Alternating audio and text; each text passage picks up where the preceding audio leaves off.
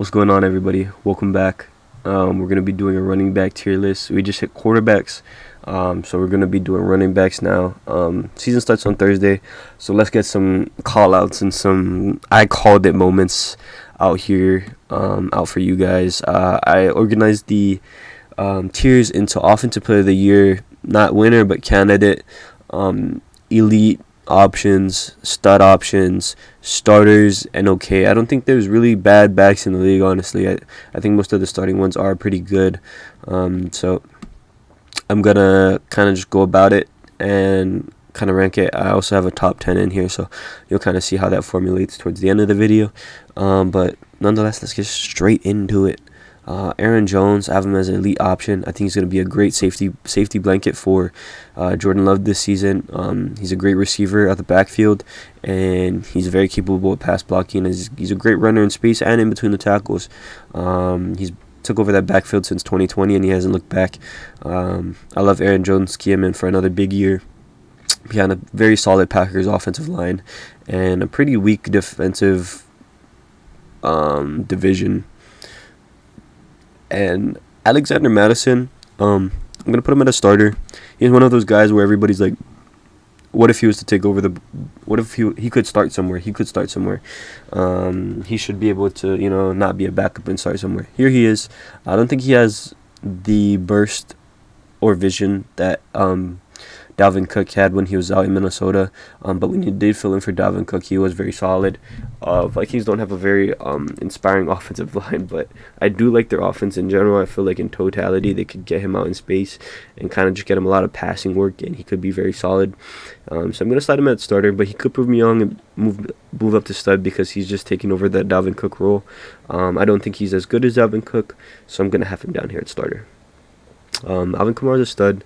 One of the, or if not the best receiving back in the league. Just depends on who you ask. You can line him out. You can line him out wide. You can line him in the slot. You can put him in the backfield. You can put him wherever, and he'll go out there and run some routes. He used to catch about 80 balls a game, but he's kind of had like slower seasons as of recent. I think due to the offense kind of slowing down and not being as good as they were before. But I still think regardless, Alvin Kamara's contact balance and vision do put him tier above everybody else. He is a great back. He's never been like prolific by numbers or anything, but just by a pure talent standpoint, we know what Alvin Kamara is. He has the most touchdowns rushing touchdowns in a game, with 6 on Christmas Day. But yeah, he's a stud nonetheless.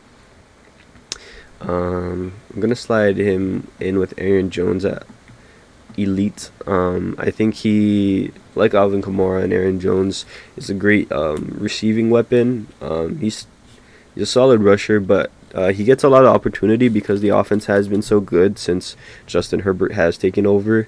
So he's been putting up really solid numbers. I think he had like 13 touchdowns last year rushing and then 5 receiving, and then he had a bunch of catches, about 100. So Austin Ekeler is going to give you elite production, I believe, for another year. I think then we'll start to see the decline. He is an older back. He's not very, I don't really like him having like a bunch of carries a game and stuff like that, and he's never been that guy. Just to have like a bunch of carries and a bunch of rushing yards. Kind of same like these three. I feel like they're all pretty much in the same kind of realm as far as talent, but I think Austin Ekeler definitely just gives you the most elite production out of the three, so I'm gonna have him here. Love it or hate it, man, the Prince Who's Promised, I believe, I'm gonna slide him up here. This is a re-edit, and I didn't have him here before, but the longer I say here, the longer I'm convinced he's one of the best prospects we've seen since Saquon Barkley, which is not long ago. It's 2018. But before that, when was the last time we've seen a running back of such talent? Adrian Peterson. I mean, you could say Zeke, you could say Todd Gurley, you could say Leonard Fournette, but Bijan has it all. He has a size profile. He's a great pass catcher. He's a great pass blocker. He has 4.4 speed. He is elite athletically. He's not just 4.4 speed and no agility or no brute strength. He'll run through guys, he'll run over guys, he'll run past guys. He'll do it all. He'll juke you out your boots. And he's an Arthur Smith system. He has PFF's seventh best ranked O line in the league. Um, and historically, they were bottom five offense as far as yardage per game since I think ever, maybe since the Super Bowl era. I don't know, but there is a statistic out there where the Atlanta Falcons and the Chicago Bears, also of this season, were top five bottom offenses as far as passing. So everything boosts the offense up. I think Bijan's gonna have a great year. I think he's gonna be at the very end of this Offensive Player of the Year candidate, but I do key him in for Offensive Rookie of the Year. That's for damn sure. Brees Hall is going to be at the beginning of his stud. He was kind of the Offensive Player of the Year, start of the year, and he wasn't even getting like the real snaps. He played 7 games, and he only really started about 4 when he started to get above 50% snap share because he was splitting time with Michael Carter, and then he slowly started to work his way, and he was kind of the powerhouse of this offense until Garrett Wilson started finding his feet. So I have Brees Hall here. He's very talented athletically, very gifted, and he has very good size profile. He sits about 6'1", 200 pounds. So he can carry about 20 carries a game and, kind of be fine with it. But he's an underrated pass catcher, and I think boosts this whole Jets offense up too. I think just the offensive line is pretty uninspiring. But when you have so much weapons, man, I think you can do anything, and you have the talent that you have as Brees Hall. I'm concerned with the ACL tear, but I think he bounces back fine, no problem this year. I think it'll take him a minute to kind of regain his steps and kind of get back into it, but lock him in by week 5, bro. He's gonna be great. Brian Robinson, I haven't really watched Brian Robinson play in this league. I'm not too inspired. I'm not too inspired by the Washington team ever, like their offense. I haven't been inspired in a very long time. But they have Sam Howell. They get John Dotson with another year. Terry McLaurin, Antonio Gibson is kind of his share partner. I wouldn't say he's like a set starter in the backfield, so that's why I'm going to put him at okay. And I'm not too sure as a prospect how good Brian Robinson is. I never really watched his game, but he has a full season now that he's coming back from his gunshot wounds and everything, which is some of the craziest news I think we've gotten in the last couple of years, where he just got shot and then he's fine, and then he recovered and played the season. So I think now that he's able to kind of be able to fully practice and learn the playbook and get his reps in, I think he can move up to here, but I guess we'll see. Cam Akers, very, very talented running back. I do like Cam Akers a lot. He did run over run over the Broncos last year. I think he had about like 3 touchdowns and 150 yards. It was towards the later half of the season when he started to kick up with no Cooper Kupp, no Matt Stafford, no Tyler Higbee. But the offense is just kind of trash, and they're in a little bit of a pickle as far as division. They're probably the second worst team as far as roster goes. So I'm not too sure where in the game script they're going to find room to give him 20 carries a game, because he's not the best receiving back. So they'll have to figure that out, but I do like Cam Akers as a runner, and he is the starter there for sure. So I'm just going to put him in there, slide him in there, and not think about it twice. Going to have Christian McCaffrey. I had a Bijan as far as Offensive Player of the Year. He's been a beast ever since he got drafted. Injuries are the only concern with him, but I think now that he's out in San Fran, I do think our offensive line is a little uninspiring. But the weaponry around him and the fact that he's splitting touches with people like Elijah Mitchell and Jordan Mason, I think allows for him to actually kind of be healthy and give us more efficient years rather than just constantly giving him the ball every single down. So I think he's going to have a very efficient year, and I think he's going to have a very good year. I think Brock Purdy's bound to give him some passes out the backfield, and Christian McCaffrey's going to kind of lead the helm by the rushing attack. So I do think he's in store for Offensive Player of the Year candidate pool, so I'm going to put him right ahead of Bijan. Dalvin Cook, for namesake, I'm going to put him at stud. He's a solid runner. Still, I just think he's lost a step. It's my only qualm with Dalvin Cook. He's not as efficient as he used to be, and I think he could still get the same opportunity and be fine, but I just don't think he's as fast. So he's going to be splitting time with Brees Hall, but I think he'll kind of take over around the first couple of weeks, so we're going to slide him in there and move on. Damian Pierce is an absolute stud. Boost up that Texans offense. They bring in a guy like C.J. Stroud. Um, they boost up the offensive line. What else they do? They bring in Devin Singletary for some passing down work. They bring in Dalton Schultz. They have John Mechie finally. Nico Collins could have a breakout year. They bring in a guy like Robert Woods. So everything is looking up for this Texans offense. I don't think they'll have a great year, but key in Damian Pierce for 1,000 yards this season, more touchdowns than he had last season. Just through 12 or 13 games, he had about 900 yards and 4 touchdowns. So he's absolutely inspiring when he's breaking tackles, kind of like a mini Derrick Henry. He's an absolute bowling ball, and he's a real humble guy, so you can't help but root for him. Lock him in for 1,200 yards and 6 touchdowns, man. Everything about Damian Pierce I love. I do think he'll be one of those guys where even like, so in years past there's been guys like I guess James Robinson, but that's a bad example because he was a UDFA. Guys who got drafted with like later capital and get drafted over by another running back. I don't think he'll be this case, actually. I think he'll kind of retain his starter role. I think D'Amico Ryans will love a guy like Damian Pierce. So I have Damian Pierce as a stud, man, absolutely. DeAndre Swift, I feel like he's being pretty underrated. His days with Detroit were numbered, but I do think he had very solid potential. He was a great pass catcher. He's very fast, very capable athletically.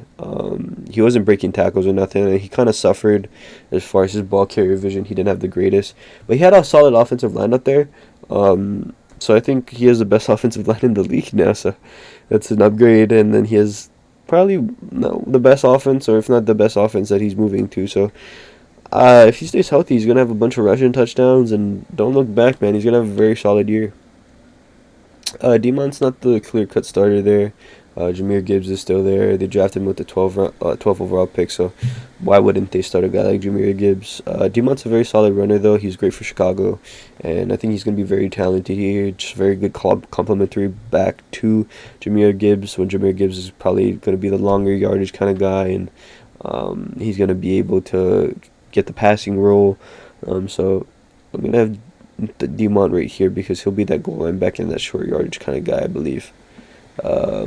Derrick Henry, we know what he is. What else can we say about King Henry? He's an absolute bulldozer. He's a truck. He's a monster. He's a monster truck. God damn. He's a behemoth of a man. He'll put drills where he's slamming his teammate's head into the freaking turf. Like, this guy's ridiculous. He's a beast. Came in for 1,500 yards and 8 touchdowns. I'm pretty sure that was the stats he had last season, and that was coming off of the foot injury. He is 29, though, so he is older than you would like him to be. And the Tennessee offense is probably the worst we've seen in a very long time. Maybe ever since Derrick Henry got into the league. But Derrick Henry, when he's healthy and he's in his prime, 2,000 rushing yards is in question. But I think he's kind of past his prime. But I still think he's going to move for this year. I don't know about next year, but give him another 1,500 yards and 8 touchdowns. I think that's offensive player of the year candidate type thing. Moving on, Isaiah Pacheco. I would like to see him become more of a receiving back. I do think he's pretty good. You weren't expecting much out of a 7th round pick out of Rutgers, but athletically his burst is insane, and he's pretty inspiring. Maybe he can kind of carve himself a role as another safety blanket for Patrick Mahomes, kind of when he's under pressure, find his space in between the backers and stuff, or out wide, or not out wide, but kind of like just running towards the sideline and making plays. So I'm gonna put him here at the starter because he is the Kansas City Chiefs starter. So I'm gonna put him right there. James Conner, man, I love me some James Conner. He's a beast when Kyler Murray's down. They kind of just run him through the wall, and he kind of just eats through it. 20 carries a game, 110 yards, touchdown, bunch of receiving work. Kyler Murray's out for another 8 to 9 weeks, so I think James Conner just comes back and does it again. Very underrated his days in Arizona. I think he'll be I think I'm gonna definitely remember James Conner out in Arizona because he's gonna He's gonna be a beast, man. I don't know, and they're a pretty uninspiring offense. Their offensive line sucks. They're gonna be probably the worst team in the league. They don't have much weapons outside of Marquise Brown, and who else are you gonna mention? Rondale Moore and Trey McBride. We haven't fully seen them break out. Um, so I'm just gonna have him here. He's a stud. I wasn't too inspired with his days in Pittsburgh, but I think he's gotten a lot better as a player. So I'm gonna put him here at stud. Um, James Cook could very well prove me wrong. He's in an elite offense. He could find himself being the number 2 or 3 option for Josh Allen. But he's gonna be taken out of the mix when it comes to goal line work or short yardage. But pass catching work, I think he'll get a lot of, and hopefully he eats in the passing catch, maybe pass catching department. Maybe he'll get like 80 balls this year, and maybe he'll rush for like 800. So fantasy owners, kind of keep your eye on James Cook because he's gonna be great. But as far as a NFL running back perspective is, I'm not too sold on his talent yet, so that's remained to be seen. Javonte Williams, don't put them here. Don't put him here, bro. That's disrespectful as hell. Come on, mouse, cooperate. Nope. Yep. Okay. Javonte Williams coming off that triple meniscus ACL MCL tear. I don't know what to feel. Um, I'm very saddened by the news. I think he would eat in this system with Sean Payton, Russell Wilson, and I don't think if he eats, it's going to be this year because that is a horrific injury. So I have him here at stud. I wouldn't have him here at elite, but I think I'd move him farther up in stud. He breaks tackles like a freaking tank. He doesn't have quite the speed as some of the more elite guys. Like he doesn't have like Brees Hall type speed. But he's a mini power back, man, and it's just so inspiring watching him run. And they have a pretty trash offensive line, and he did that despite that. So just lock him here in the stud, and we'll reap the rewards in 2 years when he comes back. I swear. Mark it down. I love Javonte Williams. Jeff Wilson Jr., nothing much to say about him. He spent most of his days with the 49ers as a backup. I'm pretty sure he spent time in Atlanta before that. Never really carved himself like the starter role. I think this is one of the first times ever where he's named the starter like week 1. I don't even know if he's named the starter week 1. I think Devon Achane has an injury, and so does Raheem Mostert, so they kind of forced their hand to do such a thing. I'm not inspired as I'm not inspired by him as a runner, but I don't think he has much time to prove me wrong. On a minimum of 100 rushing attempts, though, him and Raheem Mostert were top 10 in yards per carry, so I think if Devon Achane comes back healthy, he could very much take over that load and kind of be up there in yards per carry too.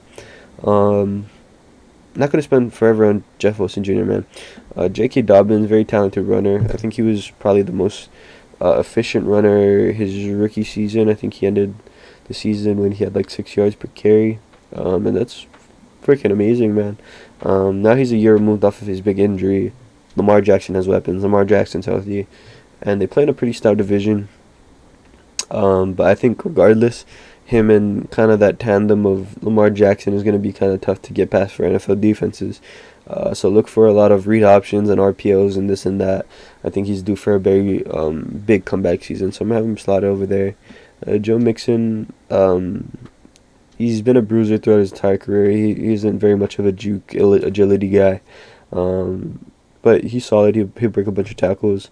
I'm not really inspired by him too much. He's not too fast these days, and he's not their feature part of their offense anymore like he was back when he was drafted in 2017, 2018.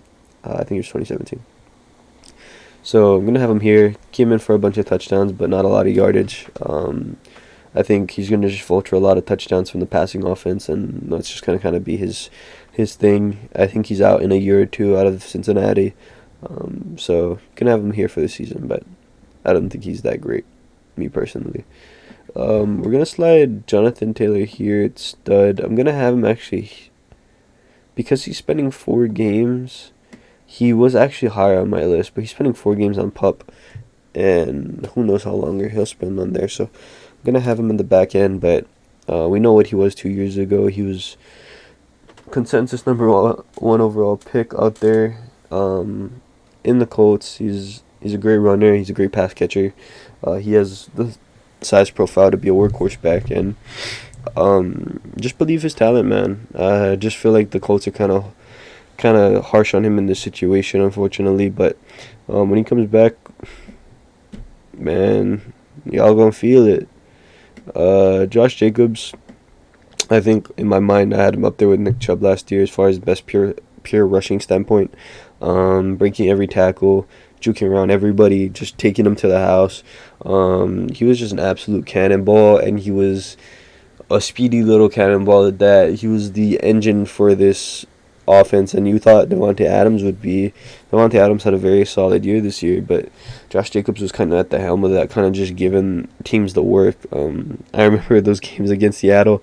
He took it home in overtime, just housed the 80-yarder, I think it was, and never looked back. So Josh Jacobs is a very talented runner. He just got re-signed with the Raiders for a year, so look forward to Josh Jacobs having another great year. But I do think he's kind of just on the borderline of Offensive Player of the Year. I don't think he'll get it. Kenneth Walker, stud, took over for Rashad Penny week 5. He went down with injury. And I remember I drafted Kenneth Walker, dropped him week 4 after Rashad Penny had like a 30-point week. I was like, frick, Rashad Penny's finally taking over this backfield.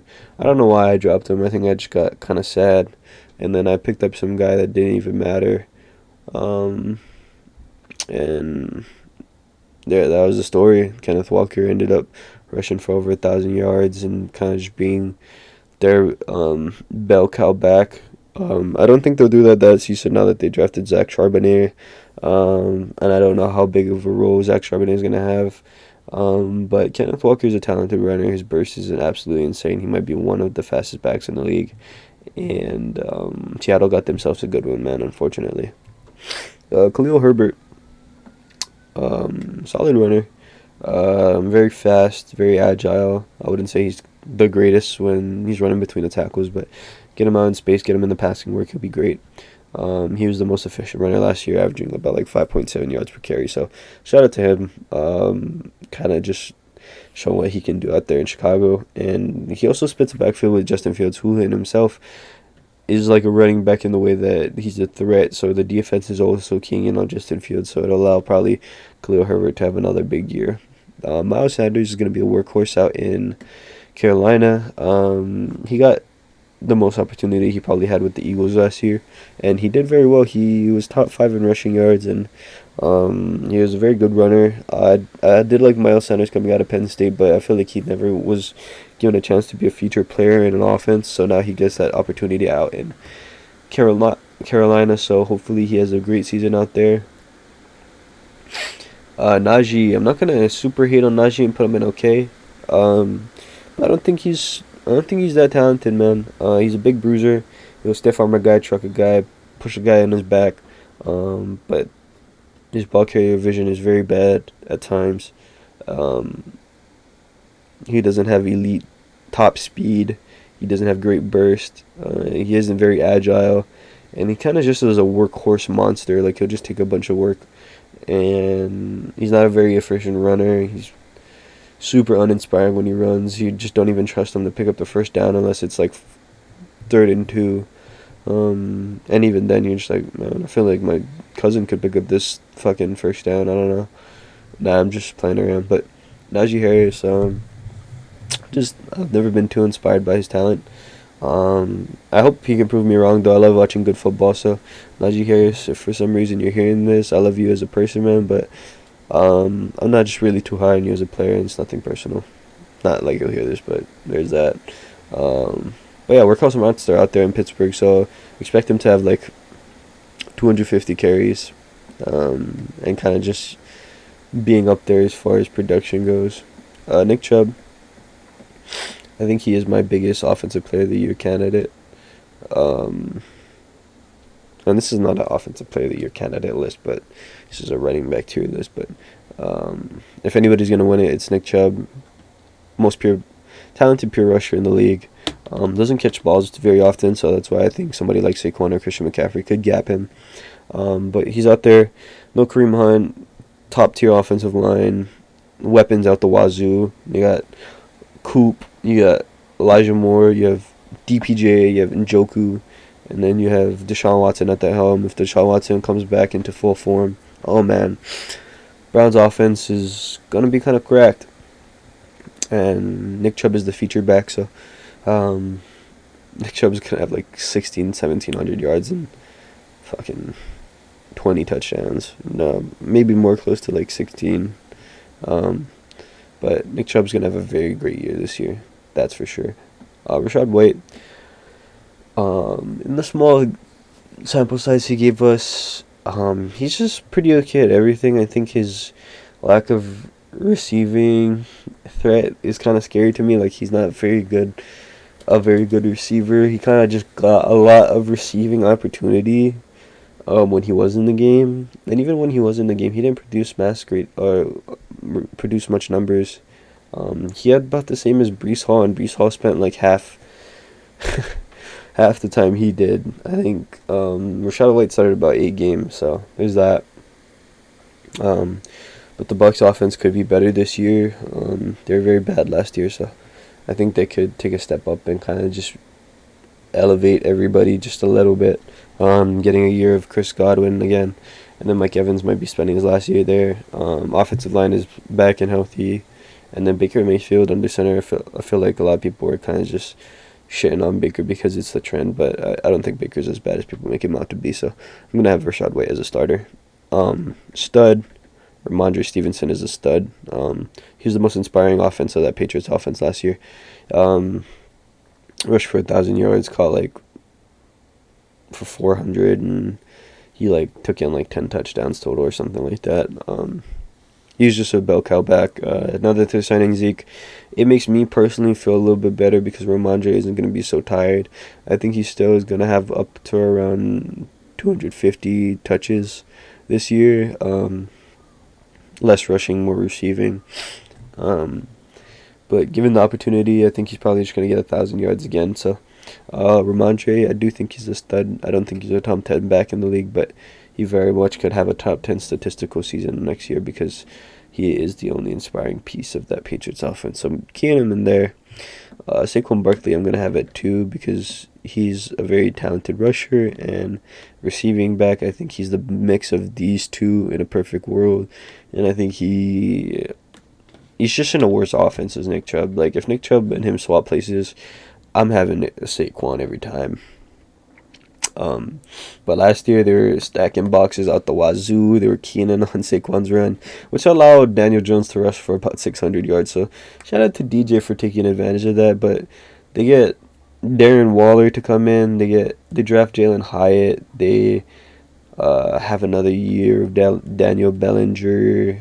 Offensive line looks to get better. They bring in that center. Was it John Michael Schmitz in the second round? Evan Neal is looking for a bounce back year. Andrew Thomas was just elite last year. DJ just got signed to a contract, and they bring in a guy like Paris Campbell too. So shout out to all the moves that Gettleman was making, because it allows probably Saquon to have a more efficient and safer year as far as his health is concerned. So barring any injury, I have Saquon right here at this number 2 spot. Pollard,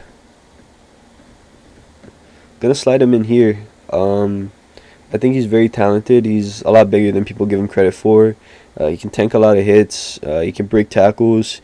He's one of the fastest, if not the fastest, behind Raheem Mostert or something.